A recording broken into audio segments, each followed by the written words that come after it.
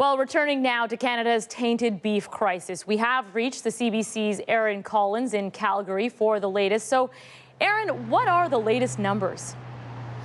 Well, as you mentioned, those numbers are sort of constantly changing, and the last bump of the number of products that have been recalled from that plant in Brooks, Alberta, the XL Foods plant, is not exactly firmly pinned down by CFIA, but they're saying it's somewhere between 1,800 and 2,000 products across the country that have been recalled at this point. Now, as far as the other big number that people are concerned about, that's the number of people that have fallen ill from eating beef from this plant. That number also went up yesterday. It sits at 10. We have 7 folks from Alberta who contracted E. coli from eating beef from the XL plant, another 2 from Quebec, and there's that 1 case in Newfoundland. Of course, that number could change as there are some investigations going on in Saskatchewan and BC to see if the number will grow. The important thing here, though, is all of those 10 folks are either recovered or recovering from the effects of that E. coli.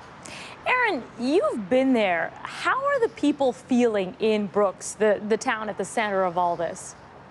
Yeah, Brooks is an interesting place. It's a couple hours from Calgary here, and about 2,000. It's a small city, about around 10,000 people, and about 2,000 of the folks that live there are new Canadians. They're from places like Somalia, the Sudan, West Africa, and they've moved to Brooks to work at this lakeside processing plant. So that community, which makes up a large portion of Brooks, is very concerned with this shutdown. You speak to them, and of course, they're not sure if their next paycheck's coming, and that's a concern to anyone. So when you have a large community like that that's wondering if they're going to have work, obviously there's a huge concern there. And then, of course, you talk to the mayor. He's concerned about the economic spin-off for the rest of the community, and the stores that aren't selling as much to these folks. And so there's a big concern and a big hope that this plant's going to get up and running soon.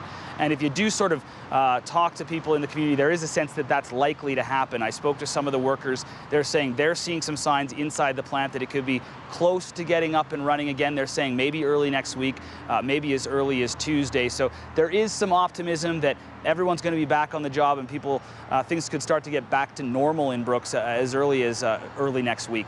Clearly, that's interesting. Thanks for this, Aaron. You bet. Aaron Collins in Calgary.